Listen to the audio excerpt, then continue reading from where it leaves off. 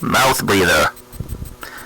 As I was starting to say before, the store that I bought this incredibly cheap, incredibly awful camera in the other day, where it was the last camera that they had available, the last webcam. They had nothing left but a few security cams otherwise. They not only made me wait in line to get into the store, and as far as I know, they probably considered the idea of not allowing people to enter the store without face masks, but so far that has not happened. On top of all of this, on top of all of the rest of this, they did something else which I said before that, as I could not remember having ever been forced to stand in a line before waiting a store, but I'm certain that this has never happened before. They would not accept cash. This ties into what I was saying in my last video where I mentioned the Syndicate from Mage the Ascension, the fictitious group of evil financial wizards that was part of the world-ruling technocracy. Another branch of the technocracy in that game setting is known as the Progenitors. They are the evil doctors rather than the evil financiers. They are the inventors of the very concept of medicine in anything vaguely resembling its modern form. They have drug dealers. They have mad surgeons who clone people and splice animal parts onto human bodies and vice versa. That's obviously the fantasy, fun adventure game part of the thing, so the real-life equivalents can't do those things, but they do similarly bizarre and grotesque things in medical laboratories and hospitals. I'm sure most doctors are very nice, charitable people, but even the best of them are flawed and human, as many of us are, and most of us are.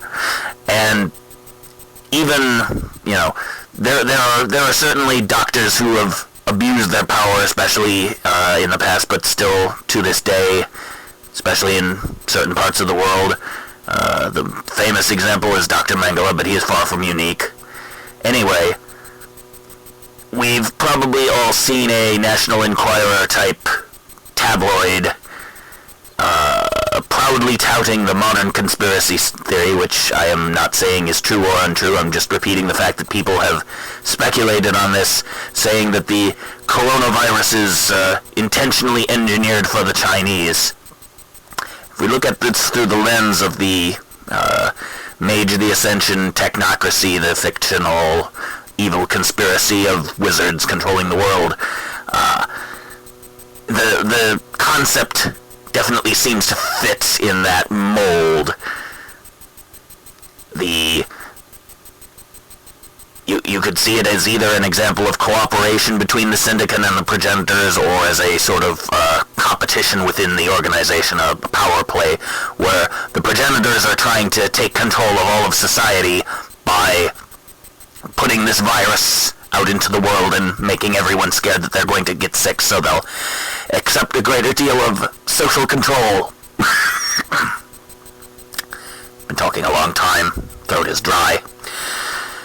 So the Progenitors create this coronavirus in this fictional version of our current reality, and the Syndicate is all invested in financial systems, and the coronavirus is disrupting the world economy to an incredible extent, so you could see the two as working together, but it's more likely that the two are working at cross purposes, or at any rate the Chinese Progenitors created this virus and then the American Syndicate are suffering from it. You could go various ways with this if you were writing a Mage the Ascension campaign.